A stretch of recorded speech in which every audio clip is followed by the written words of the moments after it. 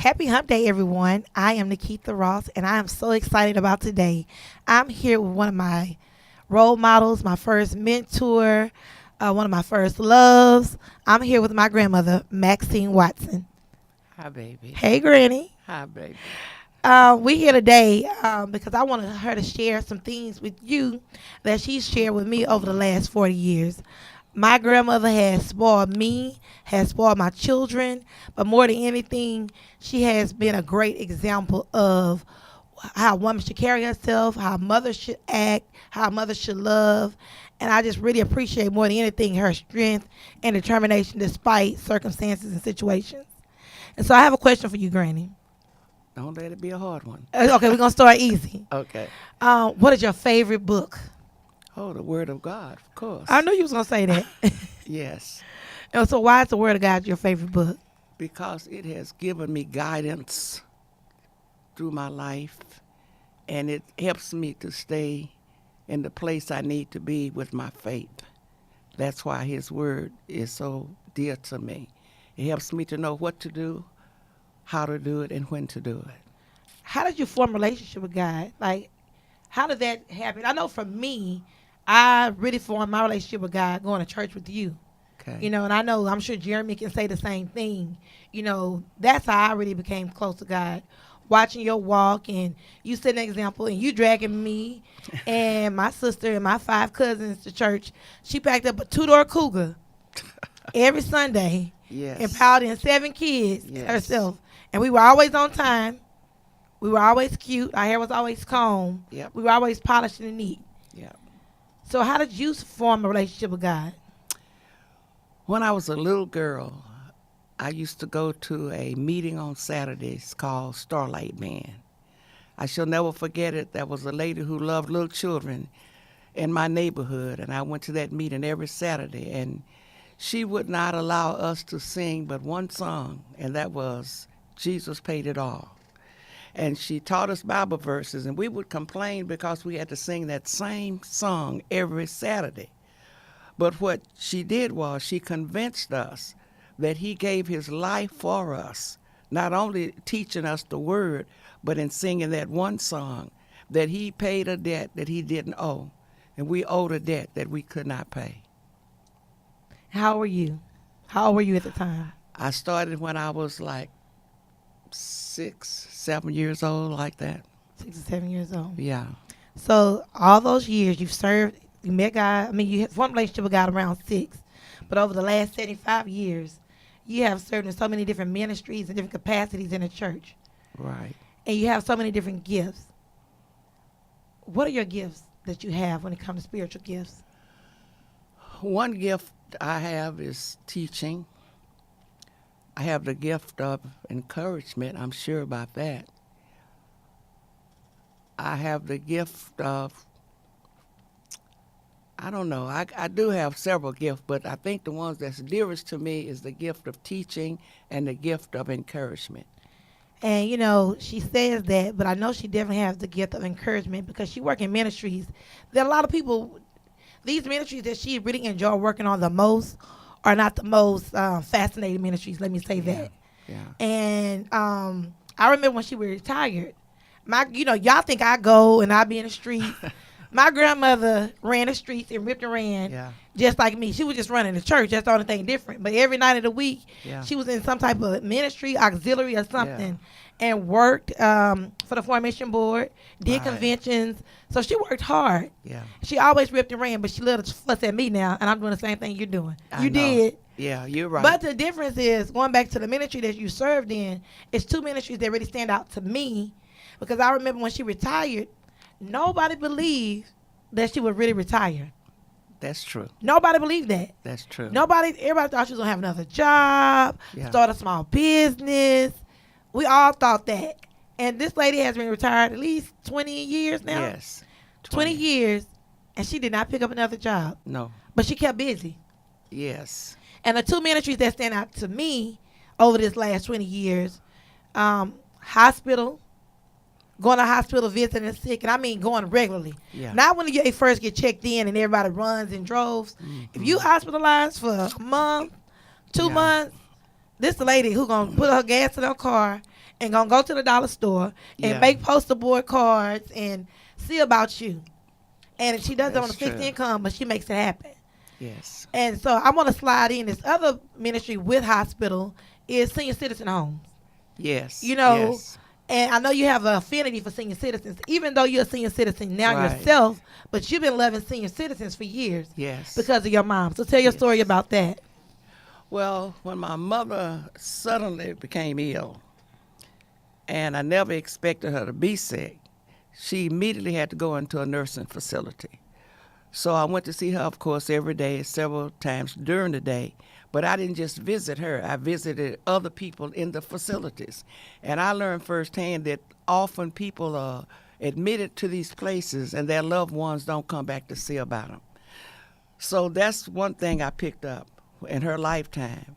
And of course, when she went on to heaven and I moved to Houston to be where you are, the first thing I did after joining the church was I found a nursing facility.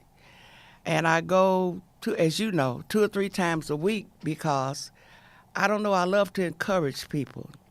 And I don't go in asking if they have family or anything like that. If I go to see a person, when I'm going down the hall with my posters, somebody say, "Oh, that's pretty. How much does that cost?" I say, "Cost nothing. Tell me what room you're in and I'll go back and I'll decorate that room." I found a lot of joy in doing that because even though I'm 81, I'm aware that I could be in there myself. Right. And so I made a commitment that as long as I live and God enables me, I'm going to be an encouragement to those who are in nursing facilities and wherever I can go to be an encouragement to people and help them to know that the Lord loves them and I love them too. And you mentioned your mom, Yes. and I want to talk a little bit about your mom. It always amazes me the type of love that you show towards us, meaning your grandchildren, your great grandchildren, and even the love you have for my dad and my uncle. Right. Like a mother's love, you know. Yeah. I named this episode a grandmother's love, but a mother's love is amazing. You know, there's no other love Absolutely. like it. But for me, it's just so astounding that you didn't have that kind of love from your mother. She loved you, but Yes. not like you would think you love us. Right. So can you share with the audience a little bit about your upbringing? I'll be glad to do that. My mom gave me, now she didn't give me away, but she had other people to keep me because she said that she wanted me to be able to go to school. But she lived in West Texas at first and moved around through many other states. And as a result, I must have lived with about 6 people growing up. Finally, I ended up back in Dallas where I was born. But before I came back to Dallas, I lived with a lady in West Texas who had a joint, and I sat at her side all night long while she was gambling, stuff like that. I lived with another lady, had about 5 or 6 children, and another lady who had me to be out on the front porch most of the time, even at night. But God is so good. He's been awfully good to me because I ended up back in Dallas living with a lady who beat me to death. My mom didn't believe me. And the reason why I lived with so many people because she paid them good money. Her reputation was, you keep Berto's daughter, she gonna pay you. And she did. She worked. She paid them to keep me. Well, anyway, this lady used to whip me all the time, and Mom didn't believe me. She said, "Oh, you growing up being womanish." But the people across the alley, I was born in Dallas, Texas, in a place called Cigar Alley. And I like to tell people he took me out of the alley and he took the alley out of me. Mama Mag and Daddy Baker in Cigar Alley told my mama that I was telling the truth. So she let me live with them, and I stayed with them until I graduated from Lincoln High School in 1956. And I had top of the class. I graduated with honor, not, but I did graduate with honor. And my teachers were awfully, awfully good to me. And they wanted me to go to their schools, but I wanted to get a job. And so I did get a job. And immediately I kept moving up. I was the first African American to be hired at Pollock Paper Company in Dallas, Texas. It changed names to St. Regis.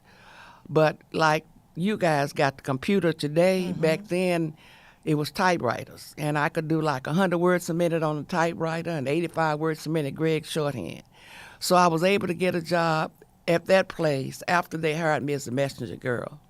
Well, I moved from that, as you know, in 1975 to work for the National Baptist Foreign Mission Board.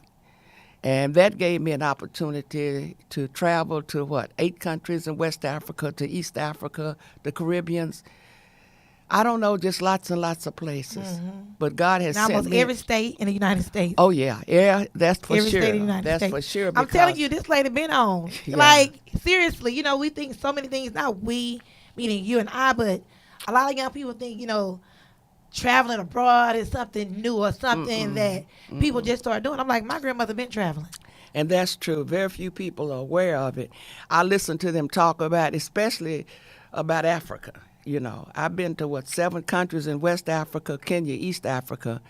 And as you say, because I worked for the National Baptist Foreign Mission Board for nearly 25 years, the convention itself, every state in the union I've been, except probably a couple. But yeah, that has happened for me.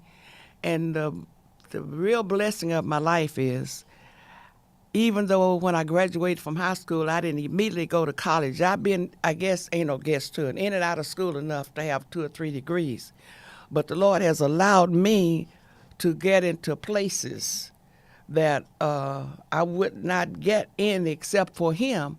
And people don't know that I didn't finish my college education unless I tell them. Right. They make an assumption that I have. That's how good God has been to me. I encourage my children and, of course, my grandchildren to go to school, get an education. And that's what we've always had to do as a people, to go to school. But I've been blessed that I've been able to move to different levels in life without completing it. But I do encourage everybody to do that. And I'm so proud of my grandchildren. Because 7 of us, Yes. 5 of us have degrees. Yes. And I have a cousin with a doctorate. Yes. And I have one cousin who's working on her degree. So your track record looking really good, Granny. I'm so proud of you guys. Your I'm track proud record of looking y'all. really good. I'm proud of all of you. I'm proud of my great-grandchildren. Yes. I'm just blessed because, while I'm proud of my great-grandchildren, my first great-grandchild, Jada, has made me so very proud of her, because not only is she smart, but she's a hard worker. She is. She's very, very gifted, like her mom and her grandmama. But I'm proud of all of them. Kayla is going to go to high school next year. I see She's that. she's Track star. Yeah, she's going to the Olympics one of these days for sure. And of course, I'm just blessed because all of my great-grandchildren are pretty sharp. Of course, I'm not just saying that because they my great-grandchildren, You but sure? they all, Jeremy, JoJo, Vanna, Ralph, Noah. and Noah. Yeah, all of them. I'm just blessed, and I'm a thankful old lady. But we're just I tell people all the time, we're so blessed to have a grandmother who's in her right mind. You know what I mean? Who's still driving, who's still cutting up and arguing and firm with her arguments, and who's still able to be here and instill so many values in us and our children. Because there are things that Granny teaches Jeremy and JoJo and Savannah and Kayla that I know we just can teach, because it's wisdom. And you have to live on earth a certain amount of time to teach certain lessons. Right. Period, Right. point blank. Right. I have a question for you. It's a slow process, but quitting won't speed it up. What does that mean to you? It is a slow process, but quitting won't speed it up. Maturing is a slow process. You have to work on it. It's not how you start, it's how you finish. And you can't quit if you don't stay in there. No matter what you have to face, no matter how often you have to face it, you have to be determined that nothing will make you quit. I really want to use Philippians 4:13. Go I can ahead. do all things through Christ who strengthens me. No matter what they look like, we walk by faith and not by sight. So whatever goals you set in life, no matter how difficult it may seem to be, I learned to trust God because I trust him when I can't trace him. And he's never let me down. So throughout this life, what has been one of the biggest challenges you had to overcome? I think the biggest challenge I had to overcome was I married my high school sweetheart. I only had one boyfriend, and that was my high school sweetheart. He never grew up, but he's the father of my children, and I taught them to love him dearly, whether he was there or not. And the biggest challenge I ever faced, I believe, was to not to give up when I had two kids, 10 months apart, to take care of them and to raise them from little boys into grown men. But I learned early on in their lives how important it is to work hard and trust God. I say this all the time, I may as well say it now. I have no sympathy for people who are lazy because I worked when it was necessary on 2 jobs, and I took care of my fellas, and they never went hungry. We never slept outdoors, and I was able to work with God's help and raise them through college. Keep your dad, he should have graduated, but he went. He only needed, like 20 hours to graduate. And his brother went to trade school. So God did that. That was the greatest challenge for me because that was the time when a lot of people around me were giving up. And they said they couldn't make it. But I was determined I was going to make it, and I did. And I've never regretted it, not one time. I have to say this again, and I tell young women this all the time. When you make decisions when you're young, especially when you have children, the right thing to do is to teach them to love their daddy, whether he's there or not. I hear a lot of talk about black men being absent. All of them are not absent because I got grandsons who I'm so very proud of, and JJ and Joe, and I'm proud of them. But the right thing to do is to teach them to love their dad no matter what. In spite of. Yeah, no matter what. And it's the right thing to do, and it pays off. And it's a blessing for you, too, in the long run. You know, because children get older and they start making up their own decisions anyway. Absolutely. There's no need to poison their mind and pollute their brain with nonsense, and you don't need to do it. Mm-mm. It's true. As long as you just keep pouring that love into them, when they get about 15 or 16, they start calling a spade a spade. They make their own decision. But the right thing for you to do, and I'm so proud of my boys because their dad and I, we were friends later on, after all of the clout went away. And when he became ill, it was my boys, his 2 sons, who took care of him. True. When he passed away, it was his 2 sons who buried him. And I'm so proud of them. I don't know what to do. And it also gave us the opportunity to meet our grandfather. You know what I mean? Yeah. To meet him and get familiarized with him and hang out with him and laugh with him and sit on his stoop, sit on his porch. Right. Because of that. Right. So family ties matter. Let me tell you something else I'm thankful for. I'm not only proud of my grandchildren and great-grandchildren, but I'm so thankful that I got a lot of grandchildren by proxy. Yeah. Oh, yeah. And I talk about them all the time. There are young people in my life that I don't know. I couldn't love them anymore if they were. You got people in your life who don't have to be blood related, who can be close to your heart. And I got a lot of them because of my grandchildren. And I tell people all the time, and I count them. I won't call any names because I got so many of them. Yeah, but I'm thankful. And you're going to get in trouble if you leave somebody out, so don't do that. But I'm thankful for all of them.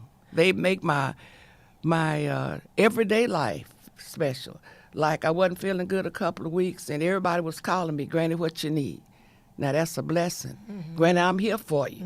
And they mean that because they're there for me sick or well, and really spoiled me on my birthday. They did. They did. Your 81st birthday. Yes, yes. You know, the thing for me, I know that we're blessed to have you. And so Thank for you, me, baby. it's like, we're going to celebrate 81, 82, 83. Because a lot of times we get stuck on milestones. Yes. 80th and 90th. I'm like, every year she breathing, living, we're going to celebrate you. Yeah. Every year. Thank you. I have another question for you, a statement. Mindset is what separates the best from the rest. Mindset is what separates the best from the rest. Mindset is what separates. The best from the rest. Now, I'm not sure I need to start on that. Start wherever you like.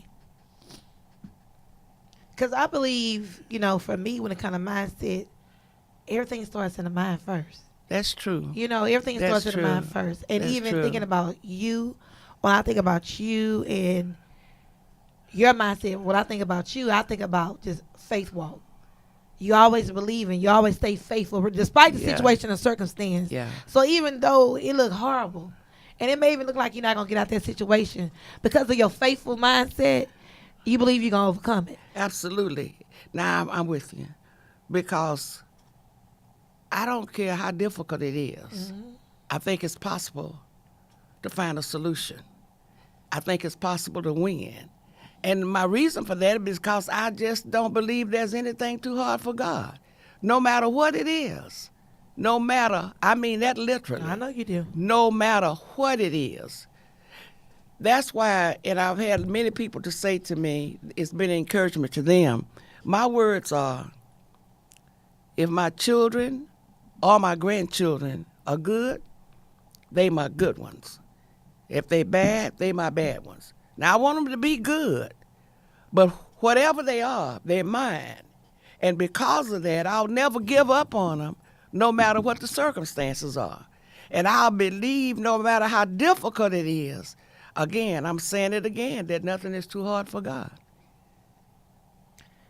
I know what you do every day, but tell the audience some of your daily practices. I mean, rituals, these things that you do every single day. I'm a firm believer in this. I think she's so sharp. I do it not because she's my grandmother. This lady reads and studies the Word of God every single day for hours.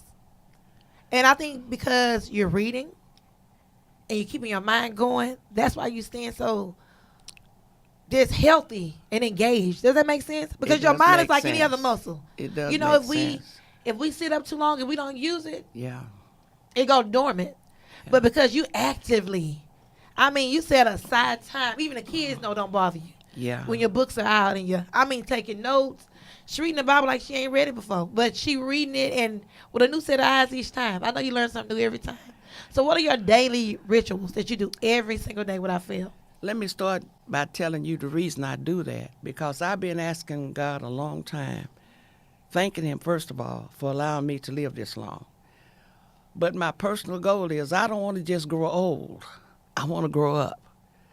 So if I'm going to grow up and not just grow old, I got to stay with the Word. So I do spend time in the Word every day, and I pray God help me to let the Word spend time in me. I do that. I spend time at home. People talk about when you retire, you don't have anything to do. Well, I do.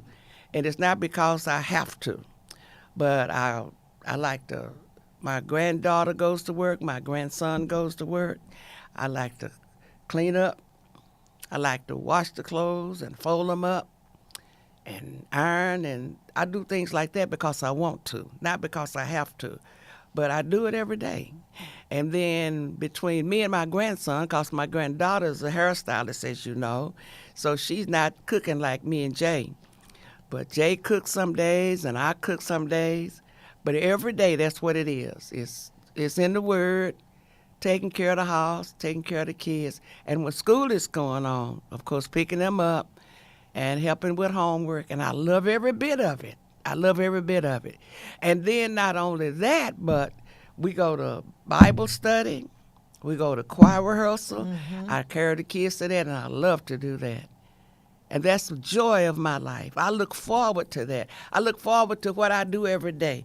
I look forward to the summer when me and Jeremy and JoJo. Tasha, we're gonna go to Philadelphia and be with JoJo and Vanna and Noah, and I look forward to that.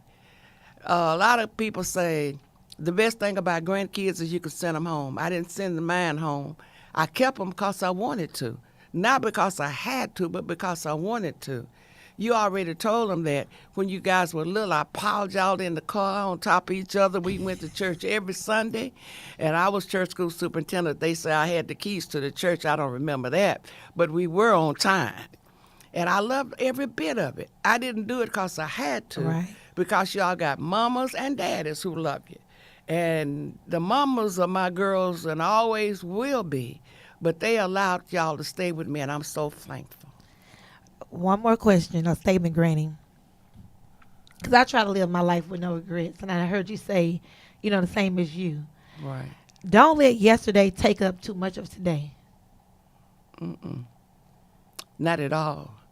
Not at all. Because yesterday is gone. Tomorrow is not promised to us. All we have is right now. So I take every day as a real blessing from God. I don't live in the past. It would make sense to do it anyway. Be thankful. I'm thankful every day the Lord allowed me to wake up for what I have every day. And that's just what it is. I'm just thankful.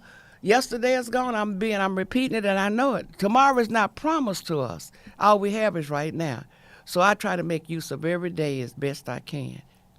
Earlier I was saying that she's a part of two ministries that she serves in.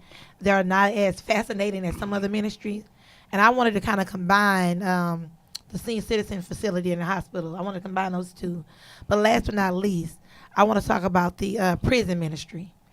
The prison ministry is also a ministry that she serves on, she loves, and she doesn't necessarily do it through the church. She can do it through the church. She has done it through the church, but she actually, send word of encouragement to prisoners and cards and let them know somebody's thinking about them and missing them. So share a little bit about that. I want to be very transparent. I have two sons that I'm very, very proud of. But my prison ministry began at home. And with my son, unfortunately, and a grandson. But what I have done is I've met other prisoners apart from them that I connected with. Mm-hmm. And there was a period I've cut down on some of the mailing now because of the increase in what postage costs. But I still mail about probably 10 cards a month to prisoners. I have prisoners in Illinois, in Texas, and in Tennessee, where I send cards to every month. And there are at least two that I get calls from. Whenever I send cards to, for an example, the young man that I have constantly been sending cards to in Illinois for the last 15 years, whenever he meets somebody who doesn't have somebody to encourage them, then I have others. That's how I have so many, is because they'll say, this lady will send you a card, and I will. So there are a lot of prisoners that I don't know that I send cards to, and I get a chance to witness to them. And because I stay connected to them for years, I've won many of them to Christ just through writing letters to them and communicating like that. Yes, yes, yes. That is something that everybody can do. And unfortunately, nobody wants to have any family members in prison. Right. But it happens to the best of us. And it's not because you failed in raising your children. Different things happen. And so when they do, we learn from it. But I've not only been a blessing with God's help to my own family, but to, I know, at least 15 or 20 others. And even today, I have at least 10 cards that I mail a month. Well, Granny, thank you so much for coming. Thank you so much for sharing. But you see, the empowerment, where it comes from, it's where the financial background, not financial, the spiritual background comes from, and just being the strength. Well, You know, a lot of times people ask why. I tell people so many times, I just come from a lineage of strong women. yeah. I honestly believe that Yeah, you on my did. maternal and paternal side. Yes, And yes. I appreciate that. And I always tell people that, it's so funny that every, we have siblings. Siblings are different.